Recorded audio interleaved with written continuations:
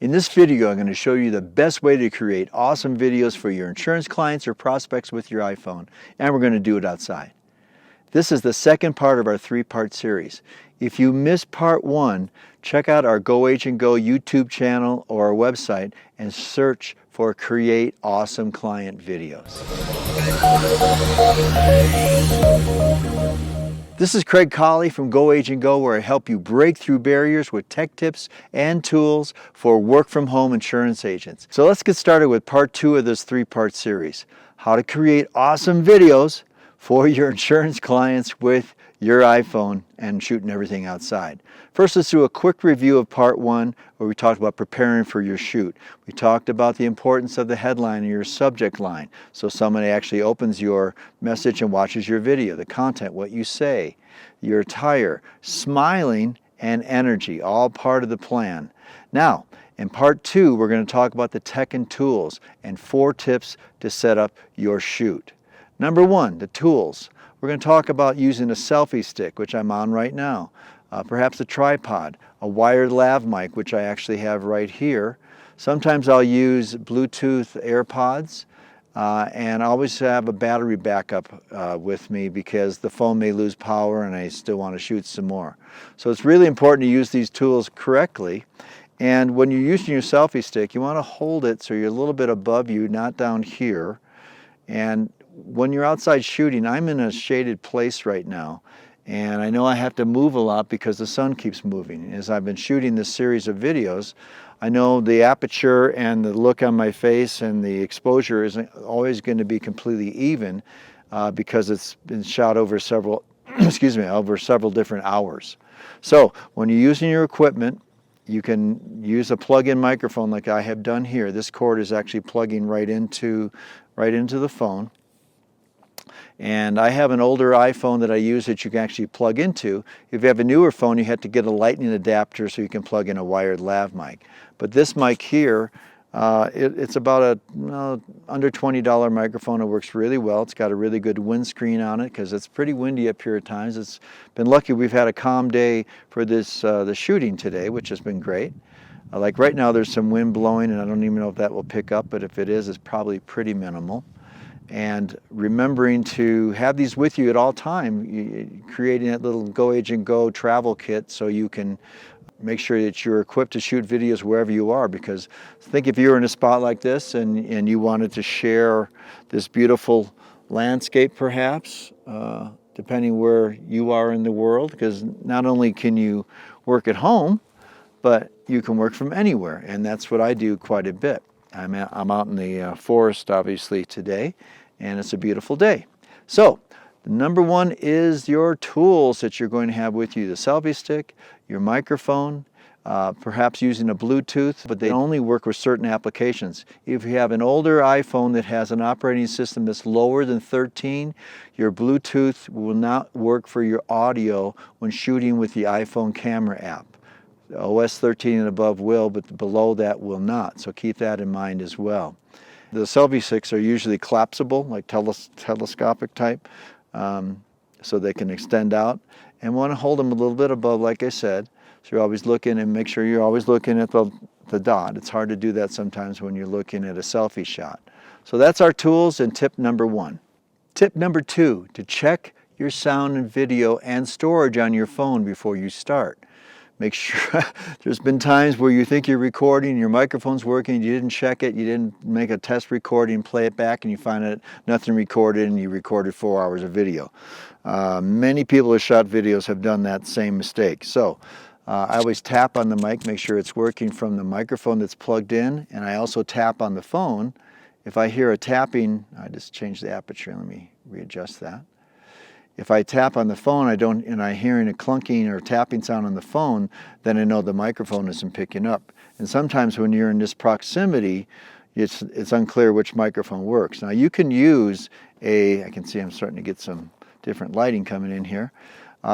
You can use the mic on your phone, but it's very susceptible to wind if you're outside.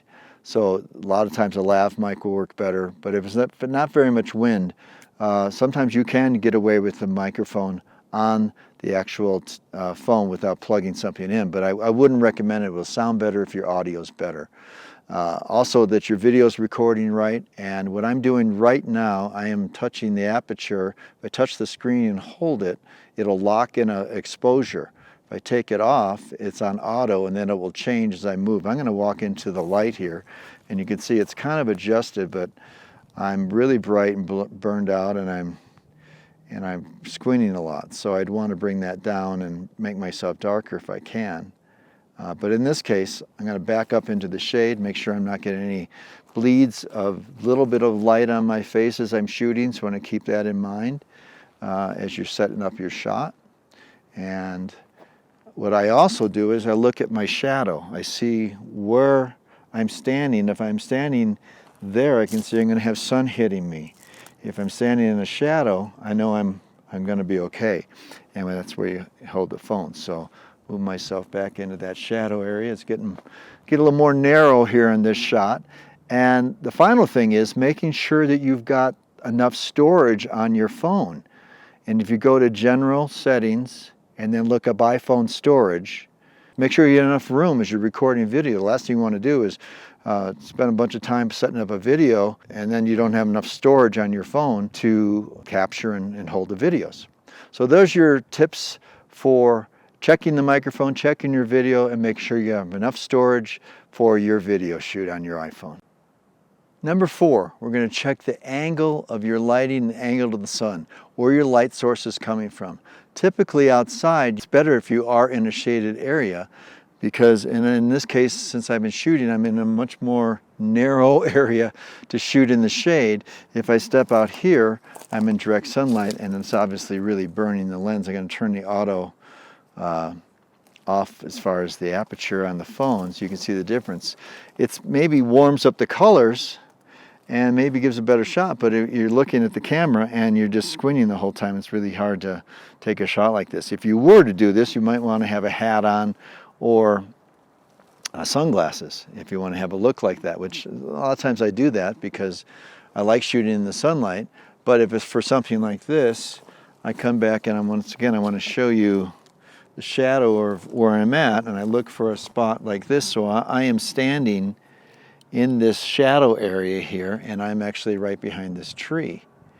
But I also don't want sun to hit into the lens, so I have to look where the actual camera is. Now this is a unique shot because it's getting tighter and tighter for me to be in the shade doing this shot here.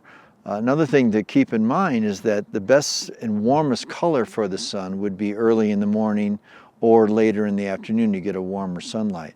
But using the aperture on the, let me hit this again and set this if I can. I'm touching the actual face of the phone and locking it on from my aperture there. So the angle of the sun, and I'm actually going to show you a little bit of the background here where I'm shooting at. I've got a white area behind me. All that sunlight that's reflecting off of this road here that I'm in front of, that's throwing light on my face as well. So you can take that into consideration too. If I move over here and I don't have as much, let's see if I can get it, I don't have as much, or if I have direct sunlight coming in, you can see it glares into the frame of the shot, and that's horrible. That wouldn't work at all. So checking your lighting, getting yourself set up, and knowing that unless you're behind a big building, if you're outside in an environment like this, you're going to have to keep moving. When I started doing this shoot earlier today, this area was 10 or 12 feet. I was all shaded, but now it's really cut down. So looking at the angle of the sun and where it is on your lens and making sure that you're not bleeding things like this on your forehead. So that's one reason using the selfie mode can really help for that, but you want to be cognizant of it and look for that as well when you're setting up the lighting in your shot. And tip number 4, your background, your setting, ambient noise, distractions, wind, maybe even background music. If there's a popular song playing in the background, that could cause a copyright problem if you're posting something public. Sometimes you can put your phone in airplane mode so calls don't come in and stop the video, but sometimes it doesn't work. So you have to experiment on your own with that. But your background is really important. And in this case, I have a beautiful background, but I don't want it to be too distracting. yet at the same time I have to concentrate on that I'm staying in a shadow. And this area I'm at right now, I know some people just walked in to this area here and I hear their voices, so that could be really distracting to a shot as well. If you're in a noisy place, it's not going to make for the best video. So you want to set up your background so it really looks nice behind you and that your lighting looks right. And it just depends what you want to portray behind you. And you can see as I get over here and I have the aperture set, it's not as good of a shot. So I'd have to really adjust my lighting depending on where I'm at. I've got a much brighter background there versus something that's darker there, and it changes my face. So I'm going to lighten up my face here just by hitting the aperture and then holding the screen again, which locks it in, and I can keep that same exposure on my face. So background, the ambient noise, the wind, perhaps just distraction with other people, vehicles, road sounds, things like that. The quieter it is, the better.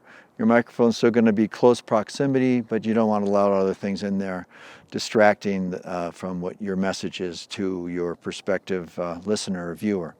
So that is tip number 4.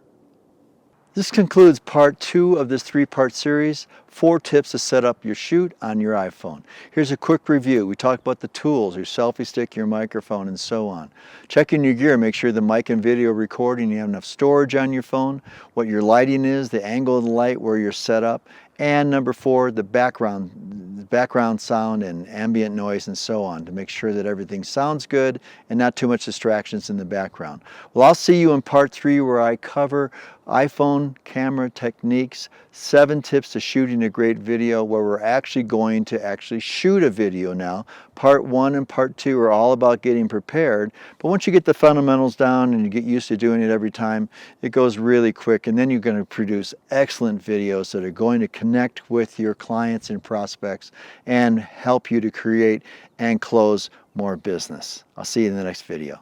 If this is the first time you're watching, please hit the subscribe button and ring the bell, so that way you won't miss any videos that are coming out to help you continue to grow and scale your work from home insurance business. And if you have a question or a comment, please leave it in the comment section below. We'll try and get back to everybody on that. If you have a video suggestion that you'd like to see us do, please put that in the notes as well. And if you are doing and creating your own videos, I would love to see what you're creating, so please leave a link there as well, and we would love to just to see what you're doing and how you're taking this information and using it for yourself.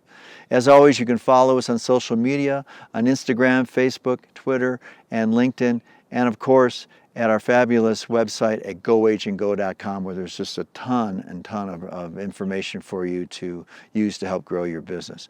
And if it feels right, please share with your friends and other insurance agents in your network. I'm sure there's lots of folks you know that may need some help in these areas as well. And I'm also available for one-on-one consultation.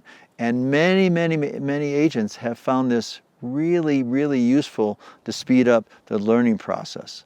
However, if you're someone who wants to work on your own pace, I offer an online course called Eazy VB. Eazy VB stands for Virtual Business. And it's an online course to help you build your work from home business with multiple modules, many video lessons that you can watch over and over again if you want. And it's self-paced, like I said before, and it's designed to help you organize and prepare to create and close more insurance business. That's why we're doing all of this. That's the whole purpose of all of this. There's a link in the show notes below for that as well. So hope you check out Eazy VB. This is Craig Colley signing off. Thanks so much for watching, and I'll see you in the next video.